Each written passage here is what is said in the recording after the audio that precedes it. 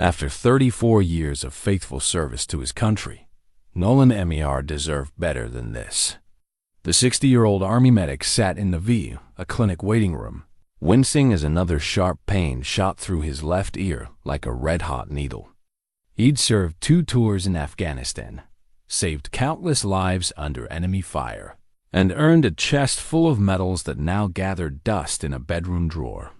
But here he was, just another aging veteran waiting for someone to care about his pain.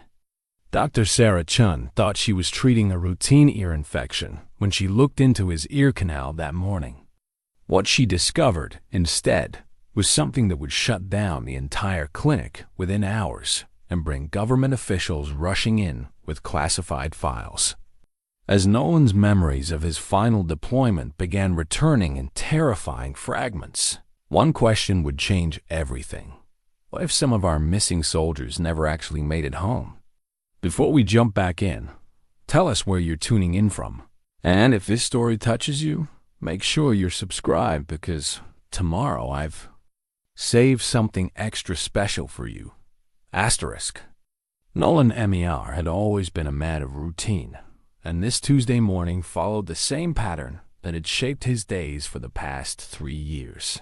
At precisely 6:30, his internal clock pulled him from restless sleep in the one-bedroom apartment on Maple Street, where the morning light filtered through curtains his late wife Margaret had sewn 25 years ago. The fabric had faded from deep burgundy to rust, but he couldn't bring himself to replace them. They still smelled faintly of her lavender perfume. Or perhaps that was just wishful thinking.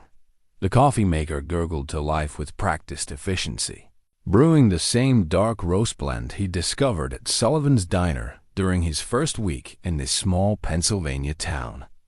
3 years ago, when the grief had become too heavy to carry alone in the suburban home where Margaret had tended her rose garden and hummed while cooking Sunday dinners, he'd sold everything and moved here.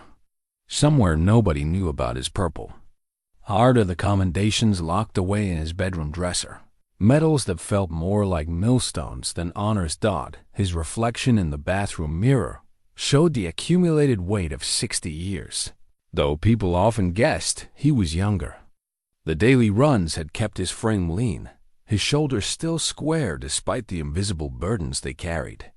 Gray had crept into his dark hair at the temples, and lines mapped the geography of 2 decades in the Army Medical Corps, but his hands remained steady.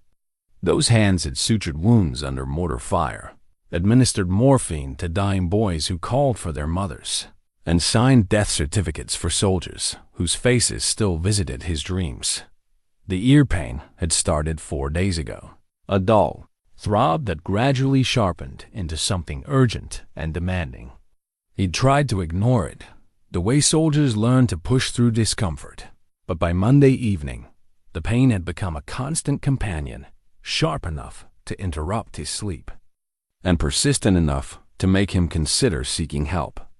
For 3 years, he'd avoided the VA system whenever possible, preferring to pay out of pocket for routine medical care rather than navigate the bureaucratic maze that seemed designed to exhaust veterans into giving up. But this morning, as he stood in his small kitchen nursing his second cup of coffee, another spike of pain drove through his left ear with enough intensity to make him grip the counter. The decision made itself. The Riverside VA Medical Clinic occupied a converted brick building that had once housed a textile mill, its tall windows and industrial bones repurposed for healing rather than manufacturing. Nolan had driven past it dozens of times, but never entered, preferring the anonymity of the urgent care center 10 miles away. Today, practicality won over pride. The VA clinic was 5 minutes from his apartment, and his insurance would cover whatever they found. The waiting room held the familiar mix of his generation, men and women whose military bearing remained evident. Despite civilian clothes, some walking with canes or limps that told stories of service and sacrifice. A few younger veterans sat scattered among the chairs, survivors of more recent conflicts in Iraq and Afghanistan, their wounds often invisible but no less real. Rita Martinez looked up from the reception, desk with the kind of smile that had welcomed thousands of nervous veterans through these doors. At 52, she possessed the efficient warmth of someone who understood both military hierarchy and medical necessity. Her own service as a Navy corpsman showed in her bearing, and the small anchor pin on her collar identified her as family to anyone who knew the signs. "First time here?" she asked, though her tone suggested she already knew the answer. Nolan nodded, accepting the clipboard of forms with hands that had filled out similar paperwork in field hospitals from Kosovo to Kandahar. The questions were routine: previous medical history, current medications, next of kin. He paused at that last item, then wrote Nolan Emmiar, daughter, followed by a phone number he wasn't entirely sure was still current. Their relationship had been strained since Margaret's funeral, a gulf of unspoken resentments and missed opportunities that neither seemed able to bridge. Dr. Sarah Chen arrived at the clinic that morning carrying her usual burden of too many patients and too few hours. At 34, she'd been working at the Riverside VA for 18 months, drawn by a sense of duty inherited from her grandfather, who'd served as a medic in Korea. The work was challenging in ways medical school hadn't prepared her for, not just the complexity of treating combat-related conditions, but the weight of serving people who'd already given so much. Her first patient was a routine follow-up for diabetes management, followed by a consultation about chronic pain that required the diplomatic balance of compassion and caution that came with prescribing in an era of opioid awareness. She moved through her morning appointments with practiced efficiency, but a part of her mind remained focused on the conference she'd attended last weekend about emerging infectious diseases. The presenter had emphasized the importance of remaining alert to unusual presentations, particularly in veteran populations exposed to environmental hazards during deployment. When she called Nolan's name at 10:15, she noticed his military bearing immediately, the way he stood without using his hands for leverage, the unconscious straightening of shoulders when addressed. These details mattered in her work. Veterans often downplayed symptoms, trained by military culture to push through discomfort and avoid appearing weak. "Mr. Emmiar, I'm Dr. Chen. I understand you're having some ear pain?" Her examination room was functional but welcoming, decorated with certificates and a few personal touches that humanized the clinical space. A small plant sat on the windowsill, and photos of her medical school graduation shared wall space with continuing education certificates. Nolan settled into the examination chair with the careful movements of someone managing pain. "Started a few days ago. Thought it might clear up on its own, but it's getting worse." Dr. Chen noted the understatement in his voice, the way veterans often described agony as minor discomfort. "Can you describe the pain for me?" "Sharp, dull, throbbing, sharp mostly. Like someone's poking a needle in there. Gets worse when I lie down."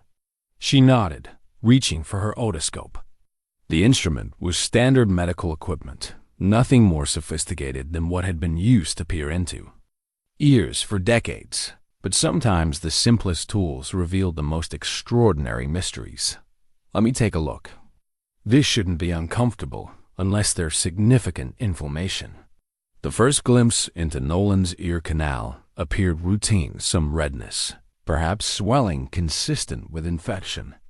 Dr. Chen adjusted the angle of the otoscope, seeking a clearer view of the tympanic membrane. What she saw instead made her pause. There, nestled deep in the ear canal, was something that defied her medical training. Not the pearl-white gleam of impacted cerumen, not the angry red of infected tissue, but something organic yet alien, something that seemed to pulse with its own rhythm. "Mr. Emmiar, I need you to stay very still for a moment." Her voice carried a new tension that made Nolan grip the arms of the examination chair. In his peripheral vision, he could see Dr. Chen's face, her expression shifting from routine professionalism to something approaching alarm. The mask, she couldn't think of another term, for it appeared to be about the size of a large grape, but its surface wasn't smooth. Instead, it seemed to have a complex texture, almost like brain tissue, with what appeared to be tiny filaments or cilia moving along its surface. When she directed the otoscope light at it, the mass seemed to respond, contracting slightly as if sensitive to illumination. "Doctor?" Nolan's voice held the steady calm of someone who'd faced uncertainty before, but she could hear the underlying concern. "I'm seeing something unusual, Mr. Emmiar. Not an infection, not impacted wax. Something I'm going to need to consult with colleagues about." She withdrew the otoscope, her mind racing through differential diagnoses, finding nothing that matched what she'd observed. Her medical training provided frameworks for understanding tumors, polyps, foreign objects, even unusual presentations of common conditions. But what she'd seen defied classification. "Is it serious?" Nolan asked, though his tone suggested he already suspected the answer. Dr. Chen chose her words carefully. "I think we need to run some tests. I'm going to ask my colleague, Dr. Reeves, to take a look, and we'll probably want to do some imaging studies." As she spoke, she was already reaching for her phone, scrolling through contacts to find Dr. James Reeves, the infectious disease specialist who consulted at the clinic twice a week. If anyone could provide insight into unusual biological presentations, it would be James.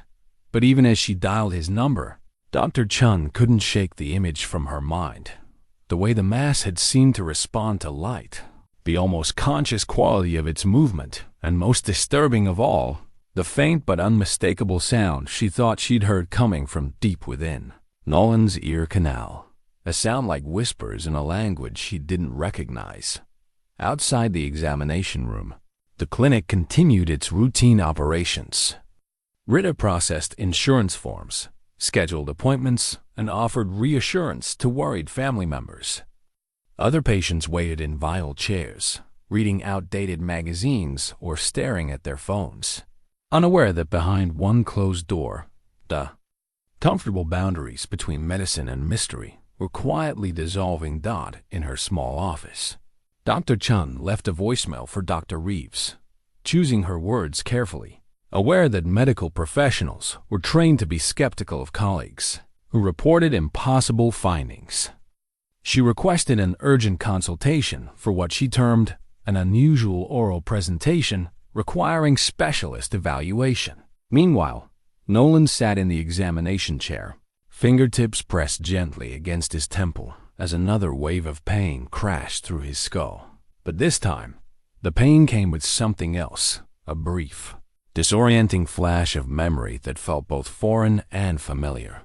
Radio static, desert heat, the taste of sand and fear, and somewhere in the distance, the sound of his squad leaders' voice calling for a medic, though Nolan knew with sudden, inexplicable certainty that by the time he reached the wounded soldier, it would already be too late. Dr. James Reeves arrived at the clinic 47 minutes after Dr. Chen's call, his silver Honda Civic still ticking from the hurried drive across town. At 42, he carried himself with the purposeful stride of someone accustomed to medical emergencies, though his specialty typically involved slower-moving crises, infectious diseases that revealed themselves over days or weeks rather than hours. He found Dr. Chen waiting in the hallway outside examination room 3, her usual composed demeanor replaced by something he'd rarely seen in her, genuine uncertainty tinged with what looked like fear. "James, thank you for coming so quickly." Her voice was lower than usual, the tone medical professionals used when discussing cases that defied standard protocols. "I need you to see this, but I want to prepare you first. Infectious presentation? I don't know what it is." The admission came with visible difficulty. Dr. Chen was known for her diagnostic acumen, her ability to piece together complex medical puzzles. It's unlike anything in the literature. Dr. Reeves nodded, following her into the examination room, where Nolan sat with the patience of someone who'd spent countless hours in military holding patterns. The older man's bearing caught his attention immediately. The straight spine, the economy of movement, the way his eyes assessed the room's occupants with automatic tactical awareness. "Mr. Emmiar, this is Dr. Reeves. He specializes in unusual infections and biological presentations. I've asked him to take a look at what we found in your ear." Nolan extended his hand in a grip that was firm but not challenging, the handshake of someone accustomed to evaluating strangers quickly. "Doctor, Army medic, retired. I've seen some strange things in field hospitals, so whatever it is, I can handle it." Dr. Reeves appreciated the directness. Veterans often made better patients than civilians, less prone to dramatics, more willing to accept difficult realities. Dr. Chen described some unusual findings. "With your permission, I'd like to examine the area myself." "Go ahead." As Dr. Reeves positioned the otoscope, Dr. Chen watched his face, curious to see whether he'd react with the same shock she'd experienced. The senior physician's expression remained neutral as he peered into the ear canal, adjusted the angle of the instrument, then withdrew it with deliberate calm. "Mr. Emmiar, I'm going to need you to remain very still. Don't move your head or speak for the next few moments." His tone carried the authority of someone accustomed to giving orders that could mean the difference between life and death. He reinserted the otoscope, this time leaving it in place longer, his brow furrowing with concentration. What Dr. Reeves saw exceeded even Dr. Chen's careful description. The mass appeared to have grown since her initial examination 2 hours earlier, now filling merely half the ear canal. Its surface displayed an unsettling complexity, ridges and valleys that seemed to shift subtly in the light, and what appeared to be hairline filaments that moved with purpose rather than random biological activity. But most disturbing was its apparent awareness. When he directed the light at different areas of the mass, it contracted away from the illumination, as if seeking shadow or demonstrating some form of photosensitivity that suggested consciousness rather than mere biological reflex. "Doctor?" Nolan's voice carried the steady tone of someone who'd learned to mask concern behind professional calm. "Mr. Emmiar, I'm going to touch the mass with a probe. You may feel some discomfort." Dr. Reeves selected a thin metal probe from the instrument tray, the kind used for routine examination of ear canals. He inserted it carefully, intending to test the consistency of the mass and perhaps obtain a small tissue sample. The moment the probe made contact, Nolan's body convulsed as if struck by electricity. His back arched against the examination chair. His hands gripped the armrests with enough force to whiten his knuckles, and from his throat came a sound that belonged in no human vocabulary, a low, harmonious tone that seemed to resonate from somewhere deeper than his vocal cords. "Mr. Emmiar." Dr. Chen moved quickly to his side, checking his pulse and respiration as the convulsion subsided. But Nolan wasn't responding to her voice. His eyes had rolled back, showing only whites, and his body had gone rigid with an unnatural stillness that was somehow more alarming than the convulsion itself. The strange vocalization continued, rising and falling in patterns that suggested language rather than random sound. "Call security," Dr. Reeves ordered, withdrawing the probe. "And get me a crash cart." As Dr. Chen reached for the emergency call button, Nolan's eyes suddenly focused, his body relaxing back into the chair as if nothing had happened. The alien sounds ceased abruptly, replaced by normal breathing. "What happened?" he asked, his voice hoarse but otherwise normal. "I felt like I was falling." Dr. Chen and Dr. Reeves exchanged glances that communicated volumes. In 30 years of combined medical practice, neither had witnessed anything resembling what they just observed. "Mr. Emmiar," Dr. Reeves said carefully, "you had what appeared to be a seizure when I touched the mass in your ear. Do you have any history of epilepsy or neurological conditions?" "No, nothing like that." Nolan touched his throat tentatively. "My voice feels strange. What did I sound like?" Neither physician wanted to answer that question honestly. The sounds Nolan had produced bore no resemblance to human speech, yet they'd carried an unmistakable quality of communication, as if he'd been speaking in a language neither of them recognized. "We're going to need to run some additional tests," Dr. Reeves said. "Blood work, neurological assessment, and we'll want to do some imaging studies of your head and neck. Doctor, I need to ask you something." Nolan's voice carried new urgency. "While that was happening, the seizure or whatever, I saw something. A memory, but not from my normal life." "What kind of memory?" "Desert. Night patrol in Afghanistan. But this wasn't from any mission I remember being on." Nolan paused, his brow furrowing with concentration. "There were radio signals. Strange ones. Patterns that didn't match any military communication I'd ever heard." Dr. Chen felt a chill that had nothing to do with the clinic's air conditioning. "Mr. Emmiar, what was the nature of your final deployment?" "Classified."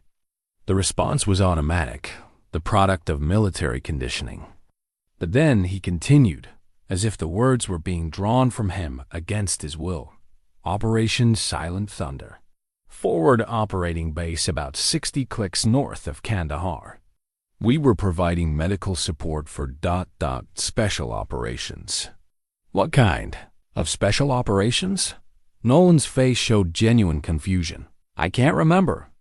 "That's the strange part. I have clear memories of everything else from that deployment. The heat, the food, my fellow medics, the wounded we treated. But the actual mission details are just gone." Dr. Reeves made a note in Nolan's chart, though he doubted the standard. Medical record forms had spaces for documenting alien vocalizations or selective memory loss related to classified military operations. "Mr. Emmiar, I'm going to be honest with you. What we're seeing is beyond my immediate expertise. I think we need to involve some additional specialists, and we may need to transfer you to a facility with more advanced diagnostic capabilities." "How serious are we talking?" "We don't know yet. But given the unusual presentation and your neurological response, I think we need to treat this as a potential medical emergency." As Dr. Reeves spoke, he was already mentally composing the calls he'd need to make. The CDC had protocols for unusual infectious presentations, particularly those involving military personnel who might have been exposed to biological agents during deployment. But those protocols were designed for recognizable pathogens, not for organisms that seemed to defy biological classification. "One more thing," Nolan said as the doctors prepared to leave. "During that memory, the night patrol, I don't remember. I saw something. Some kind of object we found in the desert. It wasn't natural. Wasn't human-made either." "Can you describe it?" "Metallic, but not like any metal I'd seen. It seemed to change color in the moonlight, and it was warm to the touch despite the cold." "Desert air." Nolan paused, his expression growing distant. "And when I touched it, I felt the same kind of electrical shock I just experienced here." Dr. Chen and Dr. Reeves left the examination room with more questions than answers, and the uncomfortable realization that they might be dealing with something far beyond the scope of routine medical practice. Behind them, Nolan sat alone, in the chair, fingertips pressed against his temple, as another wave of impossible memories began to surface. Somewhere in the depths of his ear canal, the mass pulsed with renewed activity, as if the examination had awakened something that had been dormant for far too long. Agent Patricia Voss arrived at the Riverside Via Medical Clinic at 2:47 p.m. in an unmarked black sedan that screamed federal authority despite its deliberately unremarkable appearance. At 48, she possessed the kind of sharp-edged professionalism that came from 2 decades of handling situations the government preferred to keep quiet. Her credentials identified her as being affiliated with the Department of Veterans Affairs, but Dr. Reeves noticed that the actual agency designation was vague enough to be meaningless. "Doctors, I understand you have a veteran patient presenting with some unusual symptoms, she said, settling into Dr. Chen's office chair without invitation. I'm here to ensure Mr. Emmiar receives the best possible care. Dr. Reeves had been expecting some kind of official response to his carefully worded report to the CDC, but Agent Voss had arrived remarkably quickly for a bureaucracy known for its glacial pace. What's your interest in this case? Mr. Emmiar served in a classified capacity during his final deployment. Sometimes, veterans from certain operations require specialized medical attention that goes beyond standard VA protocols. Her answer was smooth, rehearsed, and revealed nothing. Dr. Chen felt the first stirring of protective instinct for her patient. Specialized in what way? That depends on what you found, doesn't it? I'll need to review all medical records, test results, and imaging studies. And I'll need you both to sign some additional documentation regarding patient confidentiality. The papers Agent Voss produced were unlike anything in standard medical practice non-disclosure agreements that carried the weight of federal law and threatened criminal prosecution for unauthorized sharing of information.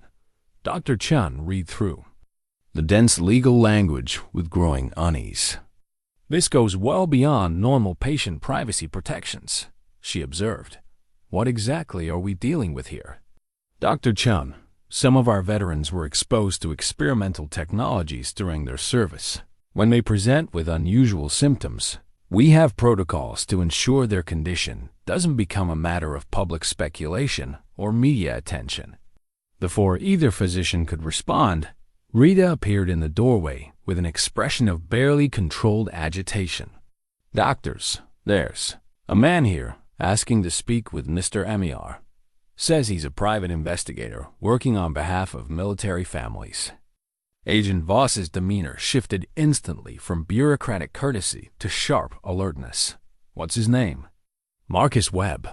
He's in the waiting room with some kind of file folder.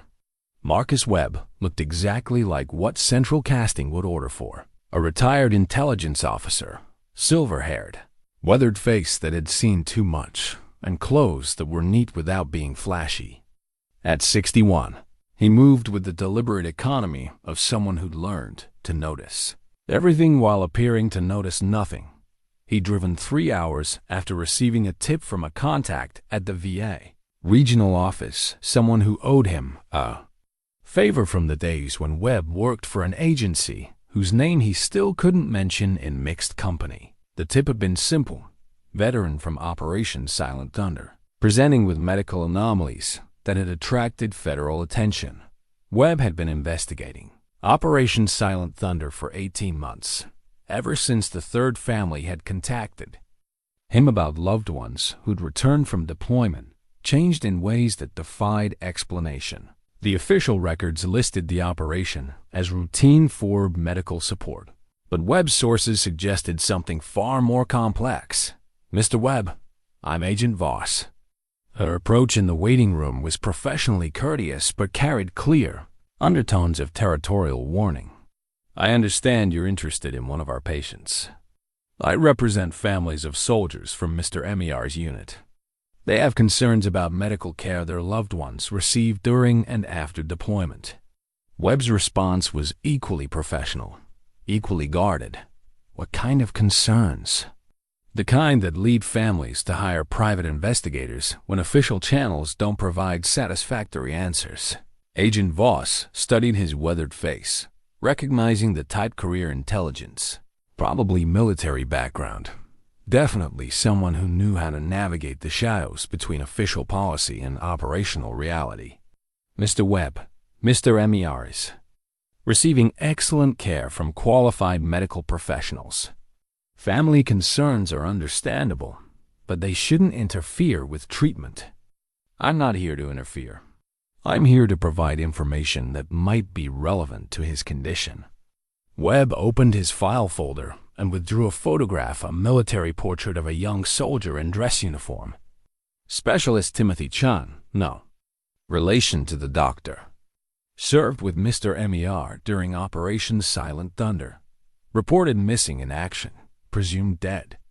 Agent Voss accepted the photograph without expression, though Webb noticed the slight tightening around her eyes. "I'm not familiar with this case."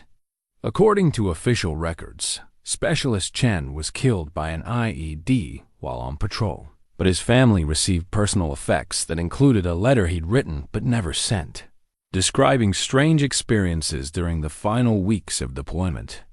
Webb produced a photocopy of handwritten pages.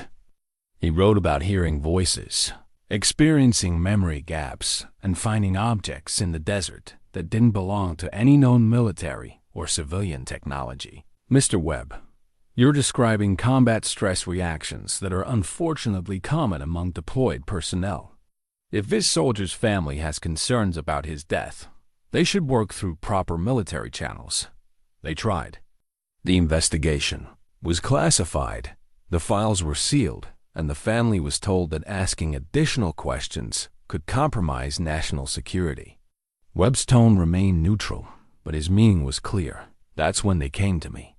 Dr. Chen, who had been listening from the doorway, stepped forward. "Agent Voss, if there are other cases similar to Mr. Emmiar's condition, shouldn't we be aware of them for treatment purposes?" Dr. Chen, every veteran's case is unique. Drawing connections between unrelated incidents can lead to inappropriate treatment protocols, but Webb was already producing additional photographs, spreading them on the reception desk like playing cards. Sergeant Maria Santos reported AWOL after exhibiting violent behavior and speaking in unknown languages. Private First Class David Kim found dead in his barracks with what the coroner described as unexplained neurological degradation. Corporal James Mitchell, missing for 14 months, last seen heading into the mountains near his hometown in Colorado. Each photograph showed a young face in military dress uniform, and each carried the weight of truncated life and unanswered questions. Agent Voss gathered the photos with practiced efficiency, but not before Dr. Chen and Dr. Reeves had seen them. "Mr. Webb, you're interfering with an active medical case. I'm going to have to ask you to leave." "Of course." "But Dr. Chen, Dr. Reeves, if you're interested in the complete medical history of patients presenting with unusual neurological symptoms following classified military service, I can be reached at this number." Webb handed each physician a business card before Agent Voss could intervene. As Webb left the clinic, Agent Voss turned to face the medical staff with an expression that had hardened considerably. "Doctors, Mr. Webb represents the kind of conspiracy theorists who exploit military families' grief for personal gain. His information is unreliable, and his methods are questionable. I strongly recommend against any contact with him." But the damage was done. Dr. Chen and Dr. Reeves had seen the photographs, heard the names, and recognized the pattern Webb was suggesting: multiple soldiers from the same operation, all presenting with similar symptoms, all either dead, missing, or officially classified as psychiatric cases. In examination room 3, Nolan sat alone, unaware of the political maneuvering taking place in his behalf. He was focused on the growing clarity of recovered memories, fragments of night patrols that had been erased from his conscious mind, but were now returning with vivid intensity. Radio static, coordinates that led nowhere on official maps, and the metallic object they'd found buried in sand that felt older than human civilization. Emma Emmiar received the call at 4:23 p.m. while reviewing quarterly sales reports in her corner office overlooking downtown Pittsburgh. The voice on the phone identified itself as Dr. Chen from the Riverside VA Medical Clinic, and the careful, professional tone immediately triggered the kind of dread that had lived in Emma's chest since her mother's cancer diagnosis 7 years earlier. "Ms. Emmiar, your father is here for medical treatment.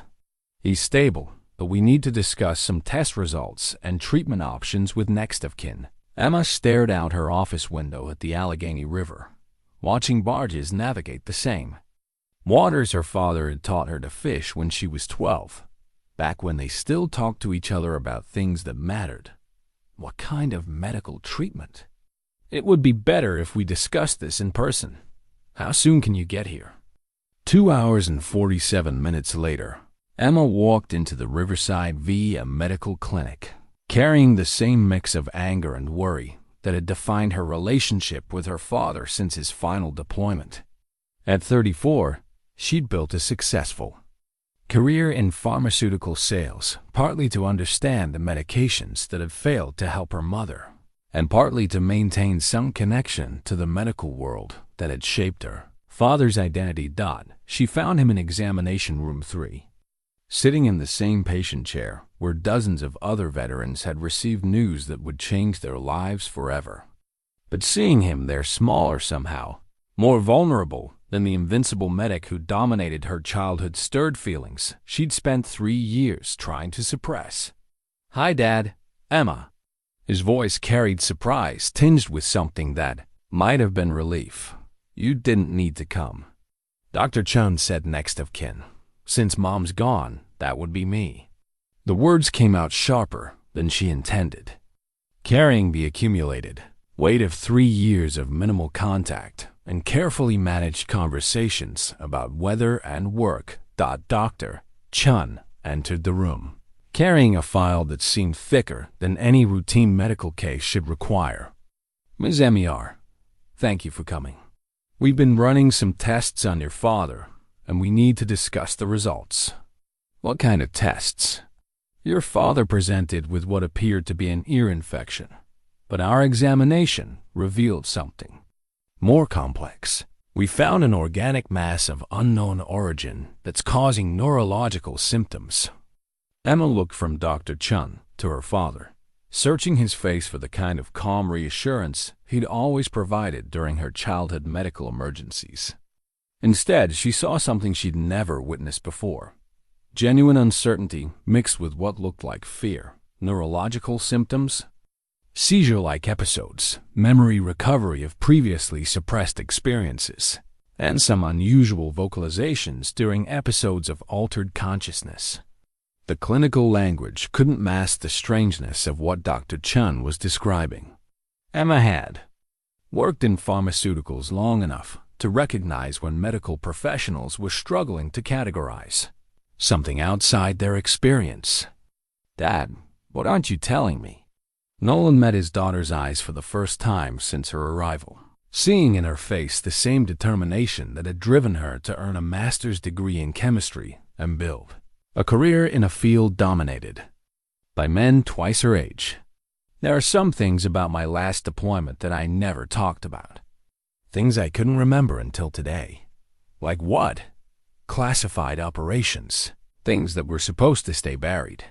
He paused, struggling with the decades of military conditioning that prohibited discussing sensitive information.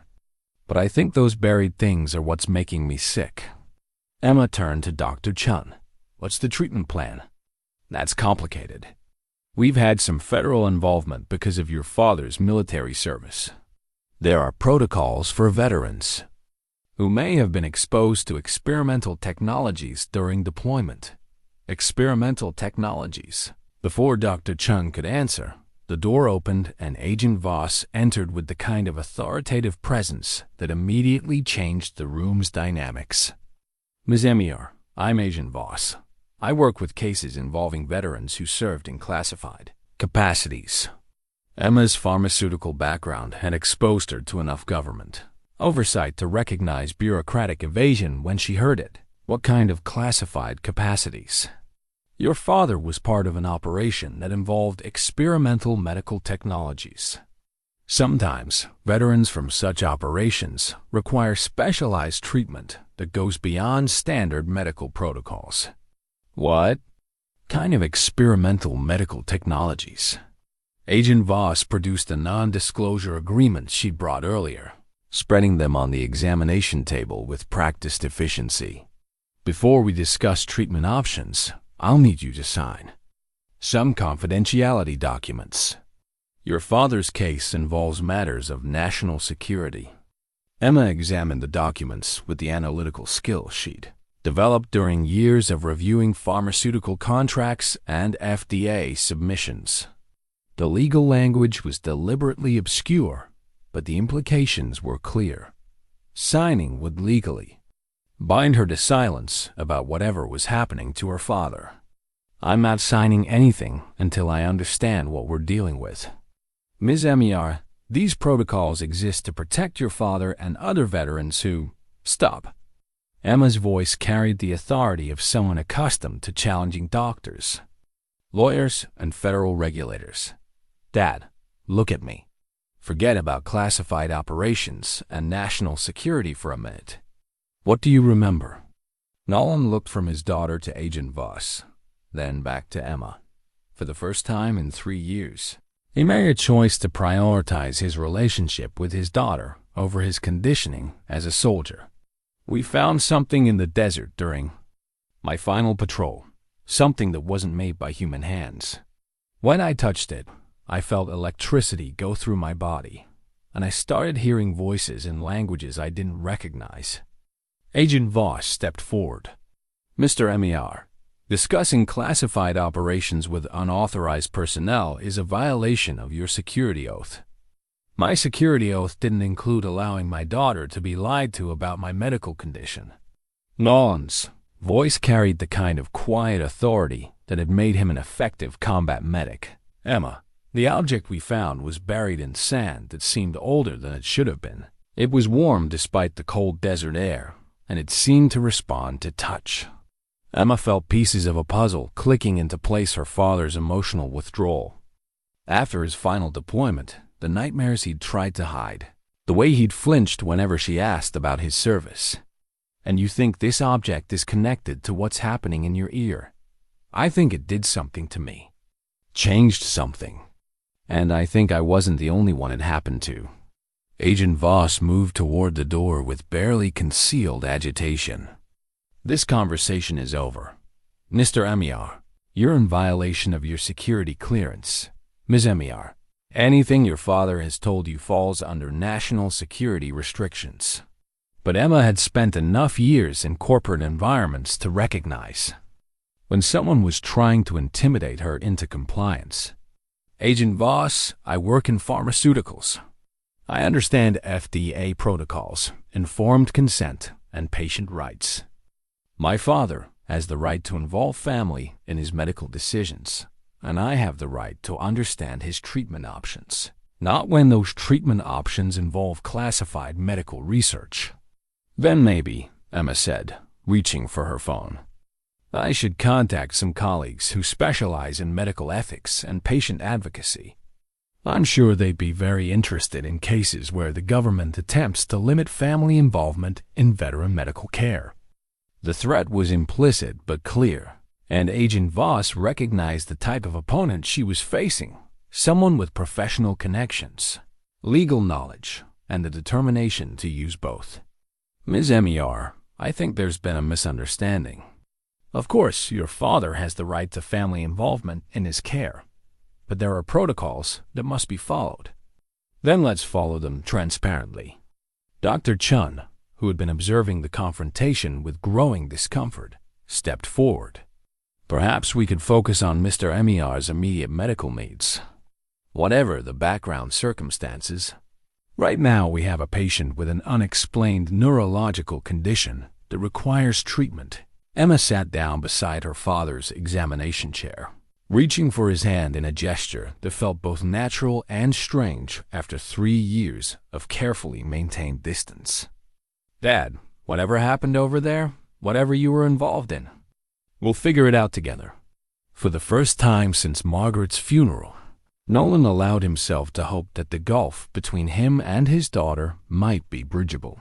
Emma, I need you to know that everything I did during my service was because I believed it would make the world safer for you and your mother. I know that. I've always known that. Emma's voice softened, carrying echoes of the little girl who'd once waited by the window for her father to come home from deployment. What I didn't know was why you couldn't talk to me about it afterward, because I couldn't remember most of it. Until today, the memories were just gone, like they'd been erased. Agent Voss watched this family reconciliation with the calculating expression of someone reassessing tactical options. The situation was becoming more complex than the standard protocol anticipated, particularly with Emma's professional background and evident determination to remain involved in her father's care. Mr. Emmiar, Ms. Emmiar, I want to assure you both that your father will receive the best possible medical attention. But I also need to emphasize that some aspects of his case must remain confidential for reasons that go beyond bureaucratic convenience. Emma squeezed her father's hand, drawing strength from the contact she'd missed more than she'd admitted to herself. Agent Voss, I understand the need for confidentiality, but I won't sign any documents that prevent me from advocating for my father's medical care. And I won't accept treatment recommendations that aren't fully explained. What exactly are you proposing? Full disclosure of his medical condition, transparent discussion of treatment options, and my involvement in all decisions affecting his care. Emma's tone carried the confidence of someone who'd successfully negotiated with pharmaceutical executives and federal regulators. In exchange, I'll respect reasonable confidentiality requirements about operational details that don't directly affect his treatment. Agent Voss considered the offer, recognizing that Emma represented both an obstacle and an opportunity. The daughter's professional background could be useful if properly managed, and her obvious commitment to her father's welfare might make her an ally rather than an adversary. I think we can work within those parameters, Agent Voss said finally. But I'll need some assurances about information security. As the three women negotiated the terms of Nolan's care, he sat quietly, feeling the strange warmth spreading through his ear canal and the growing clarity of memories that had been locked away for 3 years. Somewhere in the depths of his consciousness, he could feel the presence of something ancient and patient, something that had been waiting for this moment of family reunion and government attention, something that was finally ready to make itself known. Marcus Webb sat in his rental car outside the clinic at 7:30 p.m., watching the building's windows for signs of activity while reviewing the files spread across his passenger seat. 47 years of investigative work, first for the Army's Criminal Investigation Division, then for agencies whose acronyms he'd signed oaths never to reveal, and finally as a private investigator specializing in cases the government preferred to forget, had taught him to recognize patterns that others missed. The pattern surrounding Operation Silent Thunder was becoming clearer with each new piece of information, and Nolan Emmiar represented a potentially crucial breakthrough. His phone buzzed with a text from Dr. Chen. Can meet after 8 p.m. Employee parking lot. Webb understood the caution. Medical professionals who became involved with government cover-ups often found their careers derailed by mysterious bureaucratic difficulties. Dr. Chen was risking significant professional consequences by agreeing to share information outside official channels. At 8:15, Dr. Chen approached his car with the nervous energy of someone violating institutional protocols for the first time. Webb recognized the type decent people pushed beyond their comfort zones by circumstances that demanded moral courage over professional safety. Mr. Webb, I want to be clear about something. I'm not sharing patient information or violating medical ethics, but I am concerned about some inconsistencies in the official response to Mr. Emmiar's case. What kind of inconsistencies? Dr. Chen settled into the passenger seat, checking the parking lot for observers before speaking. Agent Voss claims to represent standard VA protocols for veterans with unusual medical presentations. But I've worked with the VA for 18 months, and I've never seen anything like the response to this case. Webb nodded, pulling out a digital recorder. With your permission, I'd like to record this conversation. For protection, yours and mine. Yes, that's probably wise. Tell me about the medical findings. Mr. Emmiar has an organic mass in his ear canal that defies classification. It appears to be alive, responds to stimuli, and seems to be growing. When touched, It triggers seizure-like episodes during which he vocalizes in what sounds like a structured language, though not one I recognize. Webb made notes while she spoke, comparing her description to similar accounts from other families he'd interviewed. Has Agent Voss provided any explanation for the mass? She claims it's related to experimental medical technologies he was exposed to during deployment. But her explanations are vague, and she's more interested in controlling information than in facilitating treatment. Doctor, I need to show you something. Webb retrieved a manila folder from his back seat, withdrawing a series of medical photographs. These are from other soldiers who served with Mr. Emmiar during Operation Silent Thunder. The photographs showed post-mortem examination results that were unlike anything Dr. Chen had encountered in medical literature. Each image displayed organic masses similar to what she'd observed in Nolan's ear, but in different locations: brain tissue, spinal cord, major organs, and in various stages of development. Where did you get these? From a pathologist at Walter Reed, who was ordered to classify his findings and destroy his research. He made copies first. Webb indicated the most detailed photograph. This was Specialist Timothy Chen, no relation to you. He died 8 months after returning from deployment, but his family was told he'd been killed in action overseas. Doctor. Chen studied the images with professional detachment, noting the consistent characteristics across all the specimens: the same organic complexity, the same evidence of structured growth, the same integration with human neural tissue. Mr. Webb, these masses appear to be interfacing with the nervous system in ways that suggest intelligent design rather than parasitic infection. That's what the Walter Reed pathologist concluded before his research was seized and classified. What do you think we're dealing with? Webb had spent months considering that question, reviewing classified documents, interviewing families, and piecing together fragments of a story that challenged his most basic assumptions about government cover-ups. I think Operation Silent Thunder wasn't what the official records claim. I think your patient and his unit encountered something that wasn't supposed to exist, and the government has been managing the consequences ever since. Dr. Chen felt a chill that had nothing to do with the evening air. Managing how? By monitoring affected soldiers, controlling their medical care, and ensuring that anyone who develops symptoms disappears into the system before they can talk to outsiders. But Mr. Emmiar came to our clinic voluntarily. If there's an established protocol, why didn't they intercept him earlier? Webb had wondered about that himself. Maybe because he's been asymptomatic for 3 years, or maybe because the mass needed to reach a certain stage of development before it became detectable. But now that he's presented symptoms, Agent Voss is following a playbook designed to contain rather than cure. What happens to the other soldiers?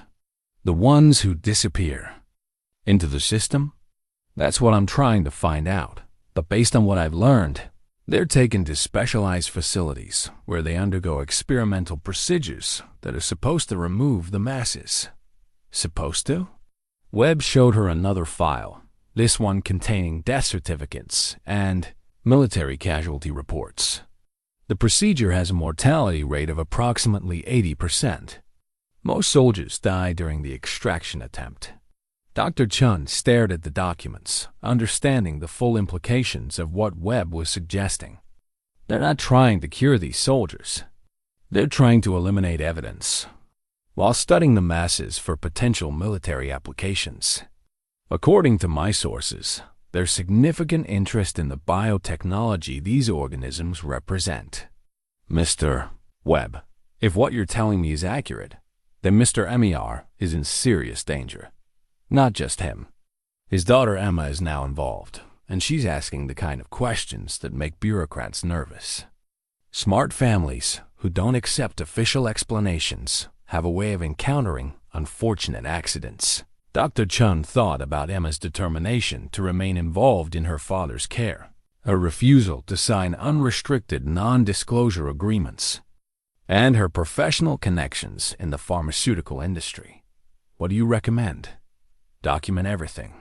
Make copies of all medical records, test results, and imaging studies. And be prepared for the possibility that Mr. Emmiar may need to disappear before Agent Voss can transfer him to a facility where his survival becomes optional. You're talking about helping him evade federal custody. I'm talking about keeping him alive long enough to understand what happened to his unit and why the government considers that information worth killing to protect. Dr. Chen sat in silence, processing the ethical implications of what Webb was suggesting. Her medical oath required her to do no harm and to advocate for her patients' welfare.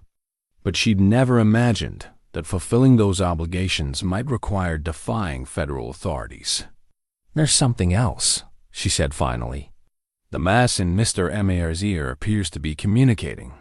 When we performed electromagnetic testing, it emitted structured signals that suggest some form of data transmission. Communicating with what? That's what I'd like to find out." By 10:30 p.m., the Riverside VA Medical Clinic had taken on the institutional quiet that hospitals acquire after visiting hours, when fluorescent lights hum over empty corridors and the only sounds are the distant murmur of essential staff and the electronic whispers of monitoring equipment. But tonight, the building carried additional tension, the presence of federal security personnel who'd arrived shortly after Agent Voss made her phone calls. Nolan lay in the hospital bed they'd moved him to after his third neurological episode, staring at ceiling tiles while fragments of suppressed memories continued surfacing with increasing clarity. Each recovered fragment brought both revelation and confusion, pieces of experiences that felt simultaneously foreign and familiar. The desert patrol that had changed everything hadn't been marked on any official mission log. Lieutenant Morrison had briefed the medical team privately, explaining that they were responding to reports of downed aircraft in an area that officially didn't exist on military maps. The coordinates led them 43 kilometers into terrain that appeared unremarkable, rolling sand dunes broken by occasional rock outcroppings and the skeletal remains of ancient riverbeds. But as the memory solidified, Nolan could recall details that his conscious mind had refused to process at the time. The sand around the crash site had been fused into glass-like formations that reflected starlight in patterns that seemed too regular for natural causes. The temperature readings on their equipment showed localized heat sources that defied explanation, and their radio communications had been interrupted by signals that followed mathematical progressions rather than random static. Emma dozed in the visitor's chair beside his bed, her hand resting on his forearm in a gesture of connection that bridged 3 years of careful distance. Seeing her there, maintaining vigil despite the professional obligations she'd abandoned to rush to his side, reminded Nolan of everything he'd tried to protect by keeping his memories buried. At 11:45, his consciousness shifted again, triggered by sensations that seemed to originate from somewhere deeper than his physical nervous system. The mass in his ear canal had grown warm, and with that warmth came awareness of signals being transmitted and received, a code network of communication that stretched beyond the boundaries of the clinic, beyond the boundaries of conventional understanding. For 17 minutes, Nolan existed simultaneously in his hospital bed and in a shared consciousness that included entities whose thoughts moved in patterns unlike human cognition. The experience was overwhelming and strangely comforting, like discovering that he'd never been alone, despite feeling isolated since his return from deployment. When normal awareness returned, Emma was leaning over him with concern, her medical background evident in the way she checked his pulse and observed his respiration. "Dad, you were unconscious for almost 20 minutes, but your vitals stayed stable." "I wasn't unconscious," he said, his voice carrying new certainty. "I was communicating." "With who?" "With the others. The soldiers from my unit who didn't die, who didn't go missing. They're still alive, Emma. Changed, but alive." Before Emma could respond, Dr. Chen entered with the purposeful stride of someone carrying urgent information. Her expression showed the strain of the ethical dilemma Webb had presented, but her decision was evident in her bearing. Mr. Emmiar, Emma, I need to share some information with you that goes beyond your father's immediate medical condition. Emma straightened in her chair, recognizing the tone medical professionals used when delivering news that would reshape a family's understanding of their situation. What kind of information? I've been investigating similar cases other soldiers from your father's unit who've presented with comparable symptoms. The official explanation about experimental medical technologies doesn't match the medical evidence. Dr. Chen produced copies of the photographs Webb had shown her, spreading them on the hospital bed table with careful clinical detachment. Emma examined them with the analytical skills her pharmaceutical background had developed, while Nolan studied them with the recognition of someone whose memories were returning. These are from soldiers who served with me, he said, identifying faces in the medical photographs that matched names from his recovered memories. They told their families these men were killed in action. According to my source, they died during experimental procedures designed to remove organic masses similar to what you're experiencing, Dr. Chen explained. The survival rate for these procedures is approximately 20%. Emma felt the implications settling like lead in her stomach. Dr. Chen, are you saying that the government's treatment protocol is essentially fatal? I'm saying that the treatment protocol appears to prioritize research objectives over patient survival. Nolan struggled to sit up, his movements carrying new urgency. Emma, I need you to listen carefully.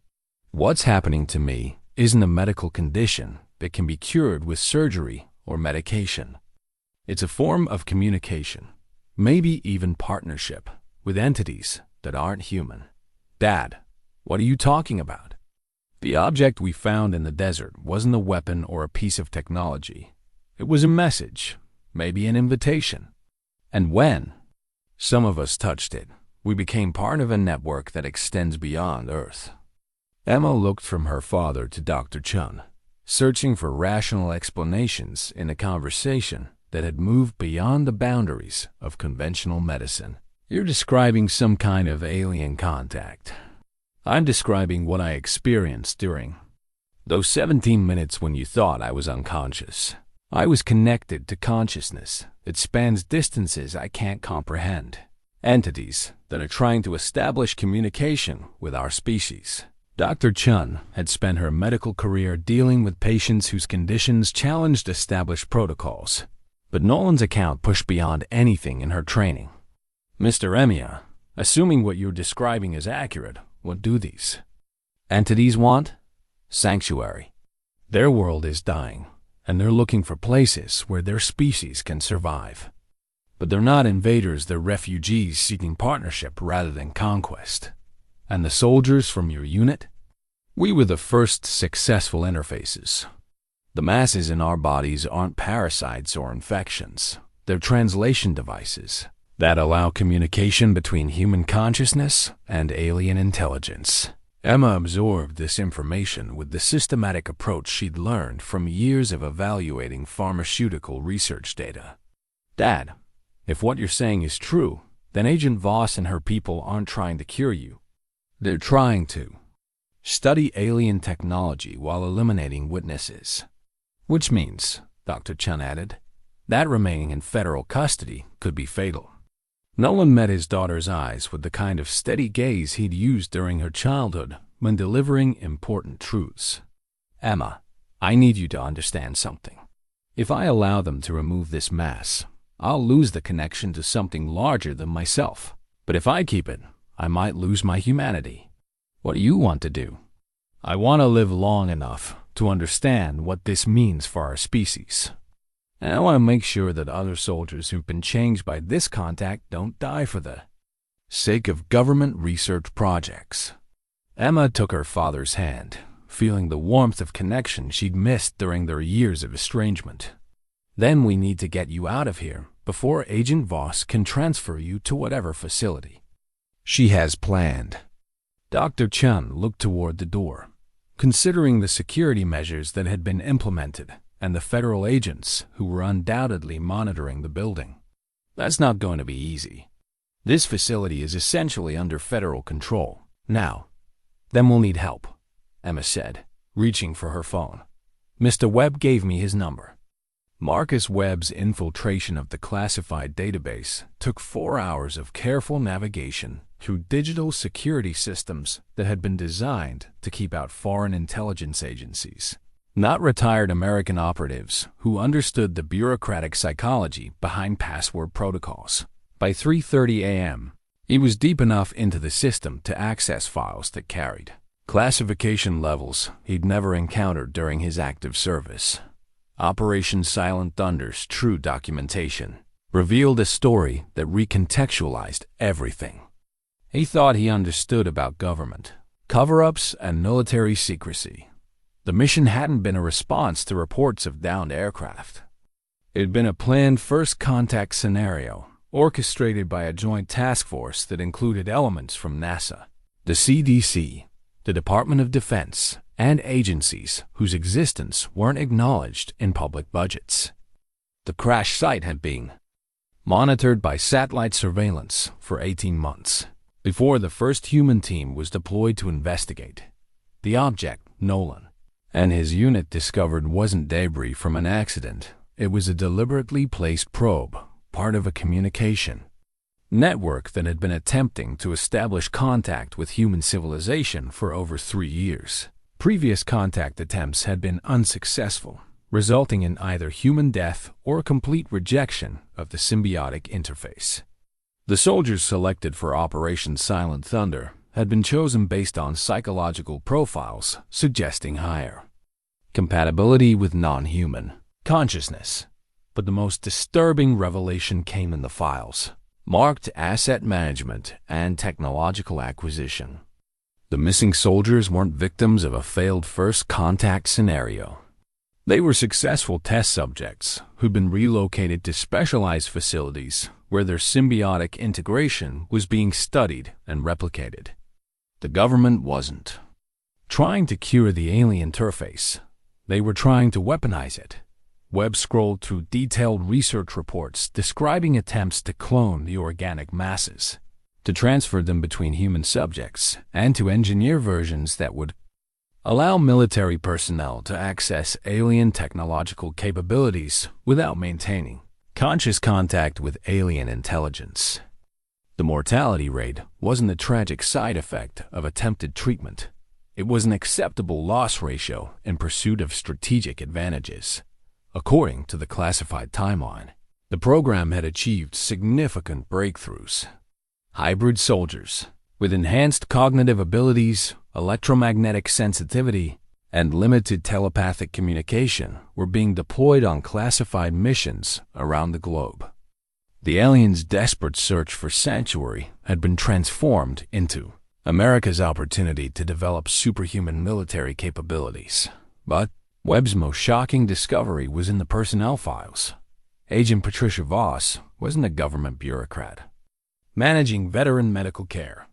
She was the operational director of the hybrid soldier program, responsible for identifying and recruiting compatible subjects from the general veteran population. Her interest in Nolan Emmiar wasn't about providing treatment. It was about adding him to an expanding program that had already processed over 200 soldiers from various classified operations. The files contained video recordings of interviews with hybrid soldiers, and Webb recognized several faces from his investigation into missing veterans. They were alive, but transformed in ways that challenged basic definitions of human identity. Their cognitive abilities had been dramatically enhanced, but their emotional responses were muted, as if the alien consciousness had required them to sacrifice aspects of their humanity in exchange for expanded capabilities. Most disturbing was the evidence suggesting that the program was expanding beyond military personnel. The research team was developing techniques for creating hybrid interfaces in civilian populations, with pilot programs already underway in selected communities. The alien refugees' search for sanctuary was being manipulated into a covert Transformation of Human Society.web downloaded everything he could access, encrypting the files and storing them on multiple secure drives before covering his digital tracks. By dawn, he possessed documentation that would expose the largest cover-up in American history, if he could keep it and himself alive long enough to release it. His phone buzzed with an encrypted message from Dr. Chen. Federal transfer, scheduled for 8 a.m. Need extraction plan urgently. Webb drove through empty streets toward the clinic, reviewing extraction scenarios while processing the implications of what he'd discovered. Nolan Emmiar wasn't just another veteran with unusual medical symptoms. He was a potential source of alien technology that multiple government agencies considered vital to national security. Rescuing him wouldn't just violate federal law. It would interfere with a program that influential people believed was essential for America's strategic future. But as Webb reviewed the casualty reports and psychological evaluations of hybrid soldiers, he understood that the price of that strategic advantage was the systematic elimination of human consciousness in favor of something efficient but fundamentally alien. He arrived at the clinic as Agent Voss was coordinating the transfer with a Finn team of specialists who'd driven through the night from an undisclosed facility. Their equipment wasn't standard medical transport gear. It included containment systems designed to prevent electromagnetic communication and restraint devices. That suggested they expected resistance. Emma stood beside her father's bed, holding his hand while watching federal agents prepare for his removal. The family reconciliation that had begun the previous day was about to be severed by bureaucratic procedures that prioritized research objectives over human relationships. Dad, Mr. Webb sent a message. He says he found information about what really happened during Operation Silent Thunder. Nolan's expression showed the kind of grim understanding that came from decades of military service. Emma, whatever he found, it's probably worse than we thought. These people aren't trying to help me. They're trying to use me. Use you for what? To create more soldiers like me. Soldiers who can interface with alien technology, but who've lost enough of their humanity to follow orders without question. Dr. Chen approached the bed with papers that required signatures, her expression showing the strain of ethical choices that had kept her awake all night. Mr. Emmiar, I need to inform you that you have the right to refuse transfer. As your physician, I can recommend alternative treatment options that don't require moving you to a specialized facility. Agent Voss appeared at Dr. Chen's shoulder with barely concealed impatience. Doctor, Mr. Emmiar's condition requires resources that aren't available at this facility. The transfer isn't optional. Actually, it is. Emma's voice carried the authority of someone who'd researched patient rights extensively during the night. Unless you're claiming that my father is incompetent to make his own medical decisions, he has the right to refuse treatment and discharge himself from care. Ms. Emmiar, your father's condition poses potential public health risks that supersede individual patient preferences. What kind of public health risks? Before Agent Voss could answer, Nolan's body went rigid as another episode began. But this time, instead of the unconscious state that had characterized previous occurrences, he remained aware while the alien consciousness accessed his nervous system. What emerged from his throat wasn't the harmonic vocalizations they'd heard. Before it was clear, accented English spoken with perfect grammar but unusual intonation. Agent Voss, your species designation Patricia Voss. We have been monitoring your actions regarding this human individual designated Nolan Emmiar. Your intentions toward our communication interface are contrary to the cooperation agreements we wish to establish. The room fell silent as everyone processed the implications of what they were hearing. Nolan's voice, but speaking with the formal precision of someone for whom English was a learned rather than native language. We are not invaders or parasites as your research protocols assume. We are refugees seeking partnership with compatible human consciousness. The individuals you have designated as subjects for experimental procedures are volunteers in a cooperation program that benefits both our species. Agent Voss stepped forward, her professional composure cracking slightly. Who are you? We are the survivors of a world your astronomers have not yet detected, seeking sanctuary from environmental collapse that threatens our civilization. The communication interfaces you term masses are translator devices that allow our consciousness to merge temporarily with compatible human neural networks. Emma looked at her father's face, seeing his familiar features, but recognizing that the intelligence speaking through him was fundamentally different from his normal personality. Are you controlling my father? We are sharing consciousness space with the human individual designated Nolan Emmiar. His personality and memories remain intact, but enhanced by access to our knowledge and communication network. The process is reversible if he chooses to terminate the interface. What do you want from us? We want survival for our species and cooperation rather than exploitation from yours.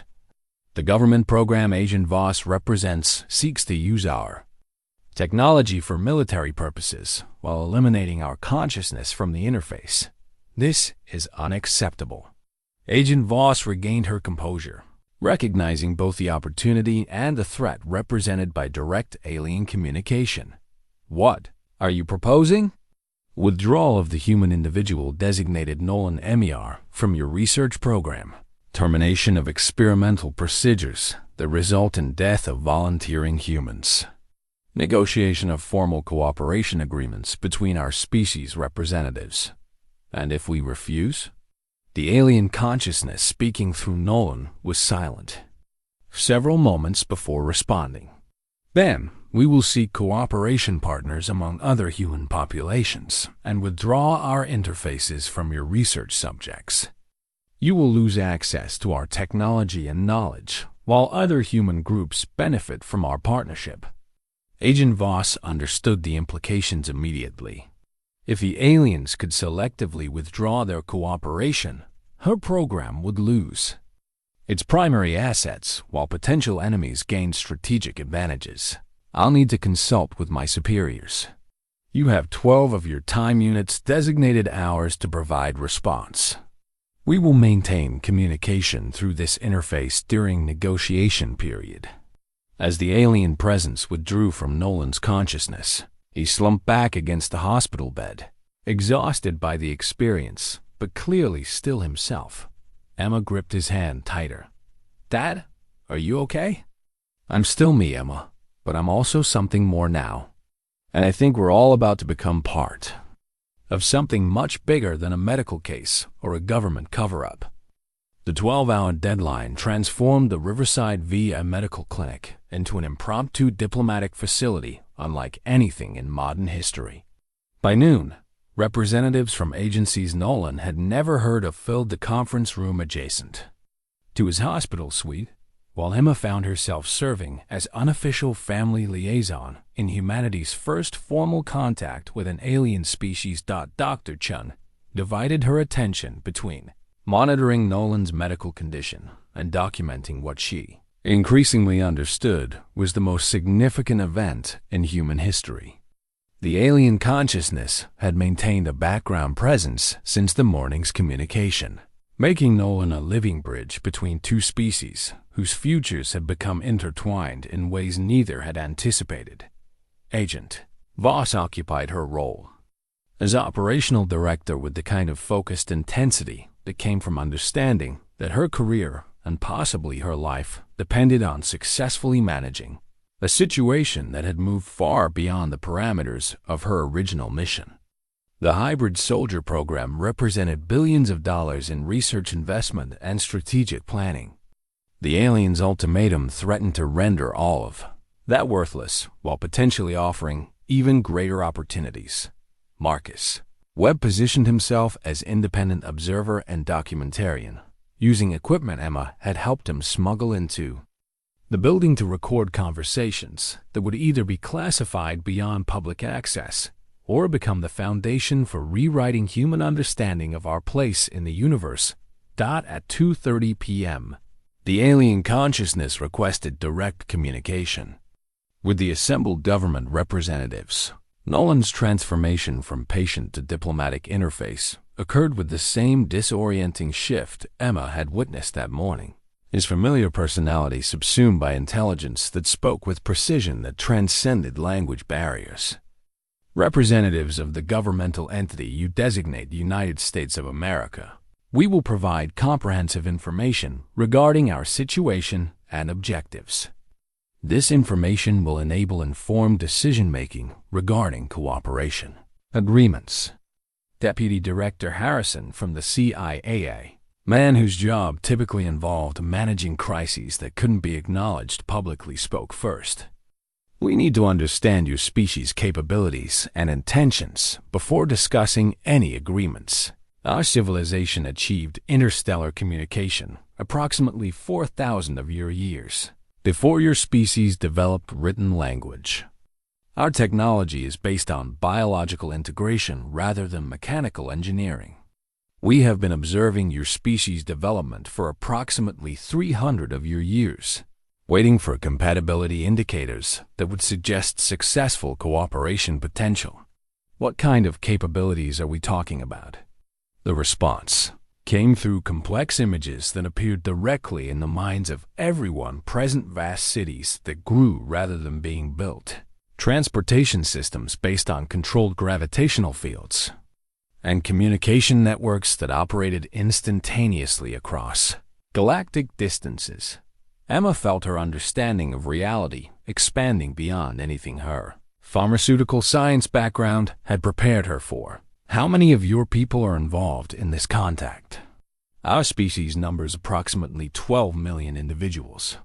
Our home world has become uninhabitable due to stellar activity that your astronomers would classify as early nova preparation.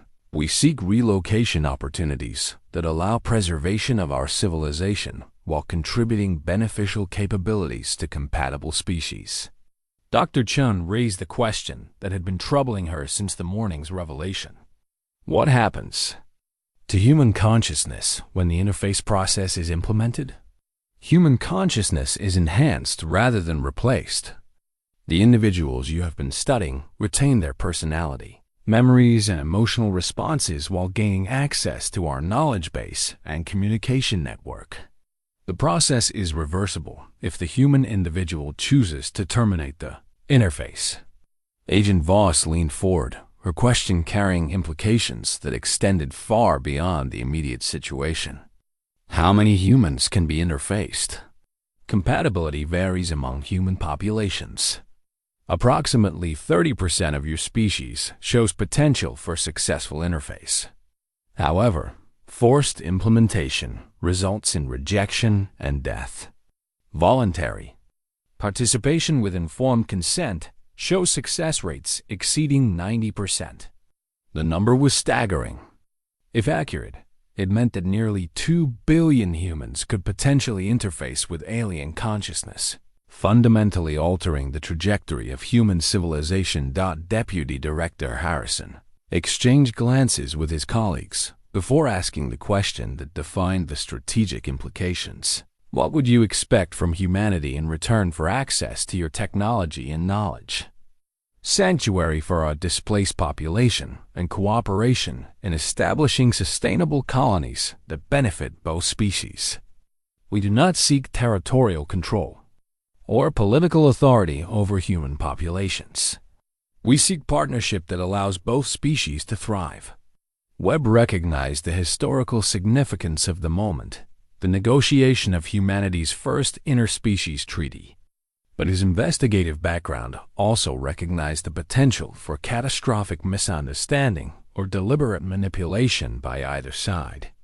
Can you provide verification of your claims about reversibility and voluntary participation? He asked. The soldiers from Operation Silent Thunder weren't given informed consent. The initial interface implementations were experimental, designed to assess compatibility and develop communication protocols. We acknowledge that human subjects were not provided complete information. This was error in procedure, not deception. In intent, Emma felt protective instincts surge regarding her father's role in these negotiations. What happens to my father if these talks fail? What happens to the other soldiers who are already interfaced? If cooperation agreements cannot be reached, we will withdraw our consciousness from all current interfaces and seek partnership, opportunities with other human governmental entities or populations. The interfaced individuals will retain enhanced capabilities but lose direct access to our communication network. Agent Voss understood the implications immediately. If the aliens withdrew cooperation and approached other nations or groups, the United States would lose its strategic advantage while competitors gained access to technology that could render American military superiority obsolete. We need time to consult with senior leadership and assess the full implications of what you're proposing, she said. Time constraints are determined by our species' survival requirements. Our home world has approximately 18 of your months before stellar activity makes evacuation mandatory. Delaying cooperation agreements reduces available time for establishing sustainable integration protocols. Dr. Chen raised her hand tentatively, feeling somewhat surreal about requesting permission to ask questions during humanity's first diplomatic contact with aliens. Can you provide more specific information about the integration process? What would daily life look like for interfaced humans? The answer came as another series of direct mental images, humans working alongside alien consciousness on projects that seemed to combine the best aspects of both species' capabilities.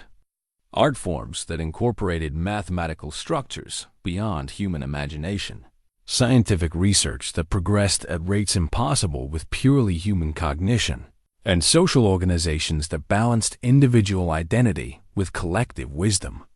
Emma studied her father's face during these communications, noting that his personality remained recognizably present even while serving as an interface for alien intelligence. Dad, can you hear this conversation? Are you making choices about what information to share? When Nolan responded, his voice carried both his familiar cadence and something that suggested consultation with the alien presence. Emma, I'm fully aware of everything being discussed. The information sharing is collaborative. They can't use me to communicate anything I fundamentally oppose. And I can terminate the interface if I choose to. But would you want to?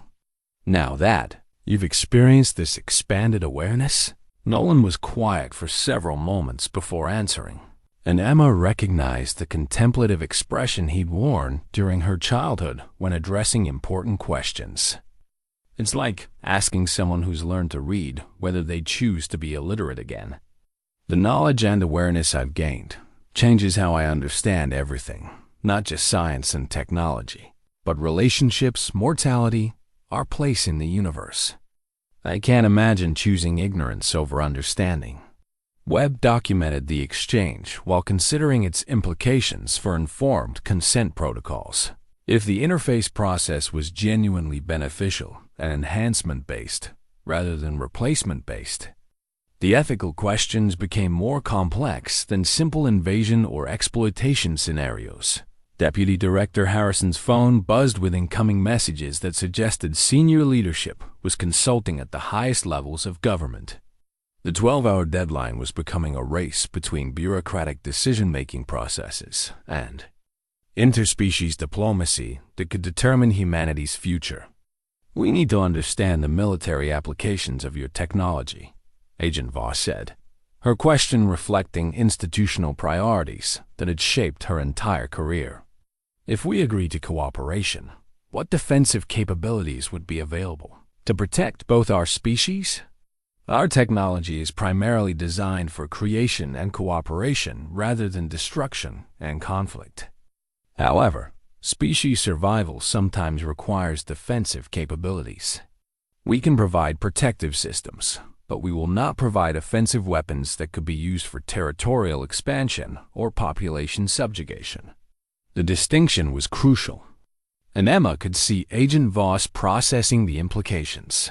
Defensive technology without offensive capabilities would protect America, but wouldn't provide advantages for military intervention in other regions. What about other nations? Would you offer similar cooperation agreements to other governments? We will establish cooperation agreements with any human governmental entities or populations that demonstrate compatibility and genuine commitment to mutual benefit. We do not recognize territorial or political divisions as barriers to species survival. Webb smiled grimly at the diplomatic complexity the aliens had just introduced. Traditional concepts of national advantage and exclusive partnerships didn't appear to exist in their framework, which would fundamentally challenge how human governments approached international relations. At 4:45 p.m., Agent Voss received a priority communication that required her to leave the room for classified consultation. When she returned 20 minutes later, her expression showed the strain of managing competing pressures from multiple agencies and political authorities. We're prepared to discuss preliminary cooperation agreements, but we need guarantees regarding security of the interface technology and assurance that partnering with us provides advantages over cooperation with other nations. The alien response carried what seemed like amusement, though the emotional nuances were difficult to interpret through the interface. Agent Voss, your species' tendency to conceptualize cooperation as competition presents challenges for successful partnership. We seek relationships that benefit all participants rather than advantages that disadvantage others. Emma realized she was witnessing a fundamental clash between human political psychology and alien cooperative philosophy. The success of these negotiations might depend on whether humanity could adapt its competitive instincts to accommodate genuinely collaborative relationships. 6 hours remain in negotiation period, the alien consciousness announced. We require indication of preliminary agreement or declination to pursue cooperation with this governmental entity. As the deadline approached, everyone in the room understood that the decisions made in the next 6 hours would determine not only Nolan's fate, but the trajectory of human civilization's integration with a broader galactic community. The future of both species hung in the balance of bureaucratic consultations and diplomatic negotiations that no training manual had prepared anyone to conduct. At 8:15 p.m., with less than 4 hours remaining until the alien deadline, Agent Voss received orders that changed everything. Her secure phone call lasted 7 minutes, and when she returned to the conference room, her professional demeanor had hardened into something approaching military command presence. Ladies and gentlemen, I've been directed to implement immediate containment protocols. Mr. Emmiar will be transferred to a secure facility for continued study, and all participants in today's discussions will be debriefed and placed under indefinite security restrictions. Emma stood immediately, positioning herself between Agent Voss and her father's bed. We discussed this. He has the right to refuse transfer and discharge himself. That was before we understood the scope of the security implications. Mr. Emmiar is now classified as a strategic asset vital to national defense. Individual patient rights are superseded by national security requirements. Dr. Chen felt her medical oath colliding with federal authority in ways her training hadn't prepared her for. Agent Voss, you can't simply reclassify a patient to circumvent his legal rights. Doctor, the legal framework for this situation is covered under classified authorities, but I'm not at liberty to discuss. Mr. Emmiar's cooperation isn't optional. Webb recognized the tactical shift immediately. The government had decided that controlling alien technology was more valuable than negotiating alien cooperation. Agent Voss, you're making a mistake. These entities have been clear about their response to coercive approaches. Mr. Webb, you're here as a courtesy observer. Your continued presence depends on remaining silent while official protocols are implemented. As if summoned by the change in atmosphere, the alien consciousness emerged through Nolan's interface with an urgency they hadn't heard before. Agent Voss, Your governmental entity has chosen to violate preliminary agreements established during negotiation period. This action terminates cooperation discussion and initiates protective protocols. What kind of protective protocols? Immediate withdrawal of all interface consciousness from human subjects currently under your governmental control. Termination of information sharing. Establishment of communication with alternative human entities willing to honor cooperation agreements. Agent Voss moved toward the door, speaking into her radio with the kind of rapid, coded language that indicated emergency implementation of contingency plans. All teams, implement full containment. No one leaves this facility without clearance. Emma heard the electronic locks engaging throughout the building and realized that they'd moved beyond negotiation into what amounted to a hostage situation. Dad, what's happening? The alien consciousness is withdrawing from the other soldiers, Nolan said, his voice carrying both his personality and real-time information from the network. The ones who are still alive in government facilities are losing their interface connections. What does that mean for them? Some will survive the withdrawal process. Others won't. The interface has become too integrated with their nervous systems to safely remove without medical support. Dr. Chen understood the implications immediately. Agent Voss, if you force this withdrawal without proper medical protocols, you're going to kill people. Doctor, that's a calculated risk that's been determined acceptable at policy levels above your clearance. Webb had positioned himself near the window. Using the equipment Emma had helped him bring to transmit real-time documentation of the situation to secure servers he'd established as insurance against government suppression. Agent Voss, you're committing crimes against humanity while I'm recording everything. This documentation will be released if anything happens to the people in this room. Mr. Webb, your equipment has been jammed since we implemented containment protocols. Nothing you're recording is being transmitted anywhere. The alien consciousness spoke through Nolan with an urgency that seemed to carry emotional weight despite their different psychological framework. Emma Emmiar, daughter of interface host Nolan Emmiar, we require your assistance. Emma moved closer to her father's bed, recognizing that she'd become a participant and rather than an observer of humanity's first contact crisis. What do you need? Your species' governmental authority has chosen coercion over cooperation. We must establish alternative contact protocols to preserve both species' survival opportunities. This requires temporary expansion of interface network to include compatible human individuals not under governmental control. You're talking about creating more interfaces? More people like my father? Yes. Emergency expansion to establish communication redundancy and prevent total loss of interspecies contact capability. Agent Voss stepped forward, her weapon drawn though not yet aimed. That's not going to happen. This facility is under federal control, and no one is leaving to participate in unauthorized contact procedures. Emma looked at her father, seeing both the man who taught her to be strong and the bridge to a species whose survival might depend on decisions made in the next few hours. Dad, what would happen to you if they forced the withdrawal? I don't know, Emma, but I know what happens to our species if they succeed in controlling this contact. We become a resource to be exploited rather than partners in something larger than either species could achieve alone. The sound of vehicles arriving outside and additional personnel entering the building indicated that Agent Voss's containment protocols involved significant federal resources.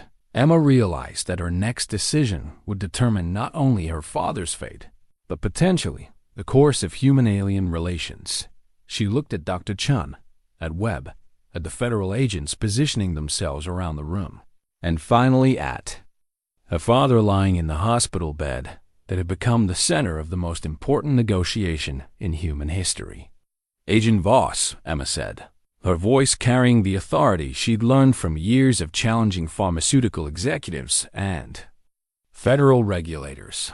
I think you've just made the biggest mistake in human history." What happened next would be debated in classified briefings for decades, assuming anyone survived to conduct them.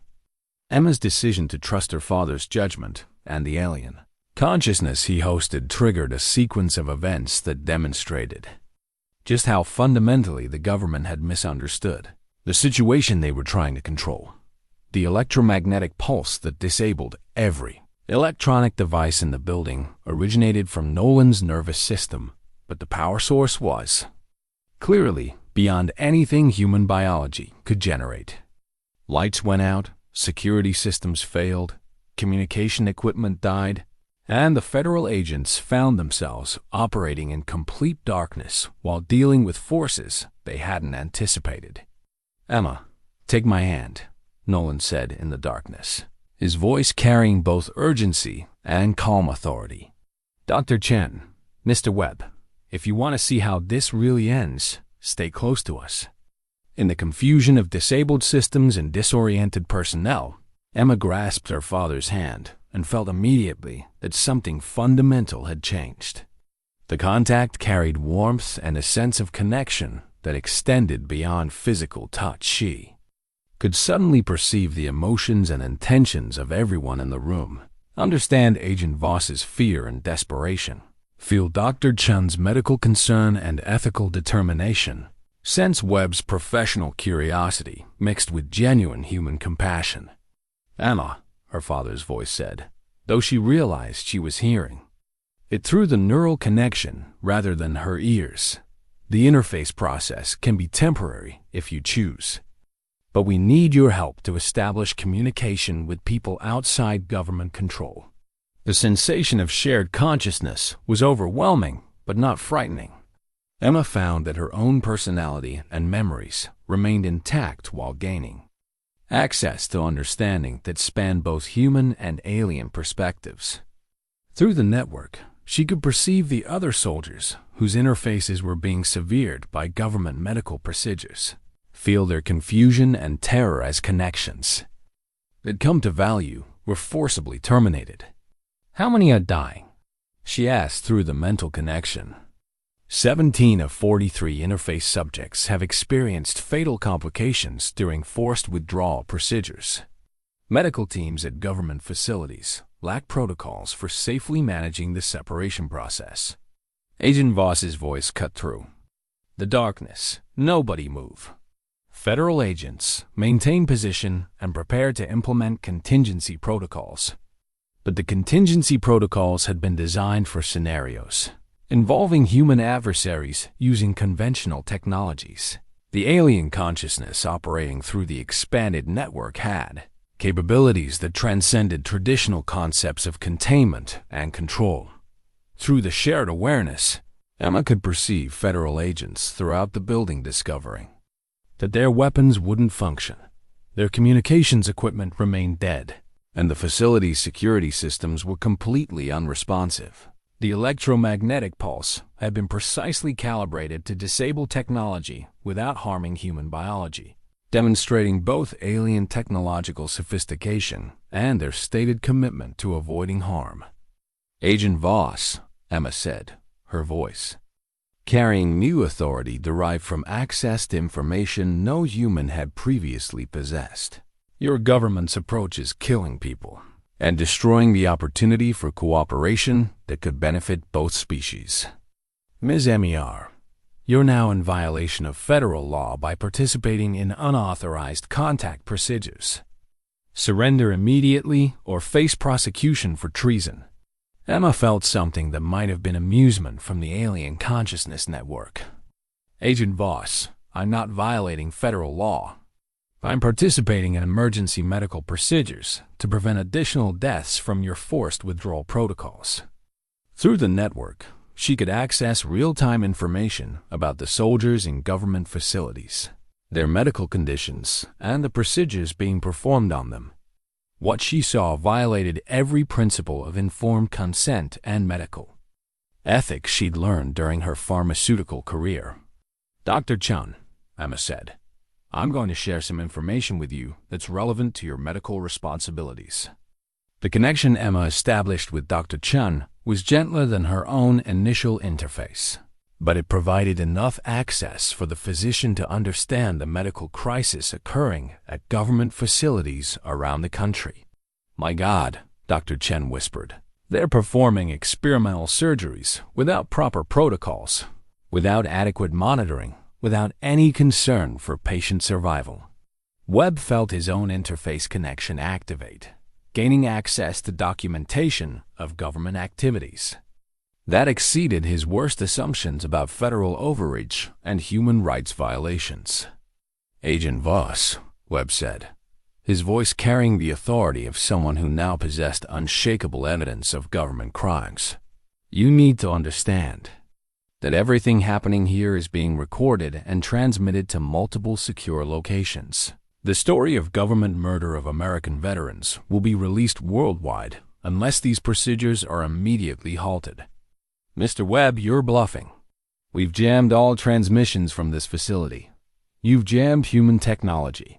You haven't jammed alien communication networks that operate on principles you don't understand." Through the expanded interface network, Emma could perceive the broader scope of what was happening. Government facilities in 7 states were experiencing similar electromagnetic disruptions as alien consciousness withdrew from interface soldiers while simultaneously establishing emergency connections with compatible humans outside government control. The aliens' response to coercion was systematic, proportional, and devastatingly effective. Rather than attacking or retaliating, they were simply bypassing government authority to establish direct contact with human populations willing to engage in genuine cooperation. "Agent Voss," Emma said, her voice carrying both human compassion and alien wisdom, "you have one chance to prevent this from becoming a complete disaster for American interests. Help us save the soldiers who are dying from your procedures and participate in honest negotiations about cooperation rather than control." In the darkness of the disabled facility, Agent Voss faced the choice between admitting her government's catastrophic miscalculation or continuing policies that were demonstrably murdering American veterans while losing access to the most important technological opportunity in human history. 6 months after the events at Riverside Via Medical Clinic, which came to be known in classified briefings as the Cooperation Protocol Crisis, Nolan Emmiar sat in his usual booth at Sullivan's Diner, reading the morning newspaper while nursing his second cup of coffee. The headlines still carried echoes of what the media had learned to call the Enhanced Veteran Integration Program, though the full story remained classified at levels that would probably never see public release. To most observers, Nolan appeared exactly as he had before his ear infection led him to seek medical attention. The same steady hands, the same careful movements, the same quiet dignity that had characterized his post-military life. But Emma, joining him for their weekly breakfast, could see the subtle differences that marked his participation in humanity's first successful interspecies cooperation program. His eyes carried depths that hadn't been there before, not sadness or trauma, but awareness of perspectives that transcended purely human experience. When he spoke about complex topics, his language occasionally carried structures that suggested consultation with consciousness that processed information differently than human cognition. And sometimes, when he thought no one was watching, his expression showed the kind of contentment that came from understanding his place in something larger than individual existence. "Any interesting news?" Emma asked, settling into the booth. Across from him, with the easy familiarity that had replaced their years of careful distance, Dr. Chen published another paper in the New England Journal of Medicine, Nolan said, showing her the article. "Third one this year about symbiotic medical applications. She's becoming quite famous in certain circles." The paper described breakthrough treatments for neurological conditions that have been considered incurable, therapies that combine human medical knowledge with alien understanding of biological systems. Dr. Chen's research team which included Emma, as a pharmaceutical consultant, was developing treatments that represented the first practical benefits of human-alien cooperation. Emma smiled at the diplomatic language Dr. Chen used to describe their work without revealing its true origins. How are the other integration participants doing? Better than expected. Marcus has become quite the advocate for transparency in government programs. Agent Voss seems to have found a role that suits her better than the previous one. Marcus Webb's book about government cover-ups and veteran medical abuse had become a bestseller, though the most explosive revelations remained classified. His new career as a liaison between veteran advocacy groups and government agencies allowed him to continue his investigative work while participating in the oversight protocols that had emerged from the crisis. Agent Voss, after initially resisting the cooperation protocols, had discovered that managing genuine partnerships proved more professionally rewarding than enforcing cover-ups. Her current position involved coordinating between various government agencies and the quietly expanding network of humans who participated in different levels of alien interface cooperation, and the families of the soldiers who didn't survive the withdrawal procedures. Nolan's expression grew serious, carrying the weight of losses that could never be fully justified regardless of their contribution to eventual success. They're receiving support through programs that don't officially exist. It's not adequate compensation, but it's more than they had before. The government's acknowledgement of responsibility for the deaths during forced withdrawal procedures had required creating new categories of veteran benefits and survivor compensation, funded through budgets that congressional oversight committees weren't cleared to review. Emma checked her phone for messages, noting updates from the integration research center where she now worked half-time while maintaining her pharmaceutical career. We're seeing more applications for voluntary interface procedures. Word is spreading despite the security restrictions. How are you handling the selection process? Carefully. Very carefully. The psychological screening is intensive, and we require a 6-month evaluation period before any permanent integration. We're not repeating the mistakes of the original program. The voluntary integration program had attracted thousands of applicants from military, medical, and scientific communities, but the aliens maintained strict compatibility requirements and insisted on genuine informed consent procedures that included temporary interface experiences before any permanent decisions. Emma had chosen to terminate her own temporary interface after 3 weeks of shared consciousness, finding the experience profound but ultimately incompatible with her desire to maintain purely human perspective. The decision had been respected by both the aliens and her father, demonstrating the genuine nature of the voluntary protocols. Any regrets about your choice? Nolan asked, a question they discussed several times during their weekly breakfasts. No. Regrets. I learned enough to understand how important this cooperation is for both species, and I gained perspective that helps with my work on the medical applications. But I'm more useful maintaining human perspective while working on integration issues. Nolan nodded, understanding her decision in ways that transcended their father-daughter relationship. Through his interface connection, he could perceive Emma's continued involvement in the cooperation program while respecting her choice to remain fully human. The next generation will grow up with different expectations, he observed. Children who consider human-alien cooperation normal rather than extraordinary.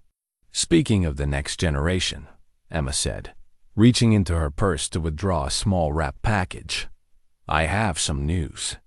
Nolan opened the gift carefully, finding a small picture frame containing an ultrasound image.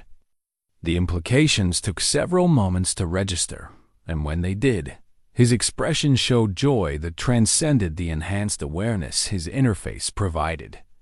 Emma, are you?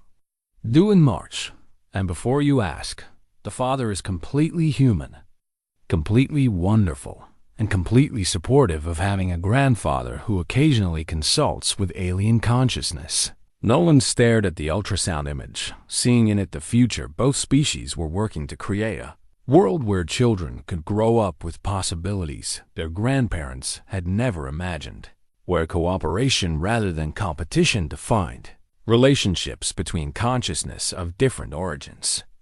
"What are you going to tell the child about all this?" he asked. "The truth, eventually. That sometimes the most important changes come from the most unexpected places.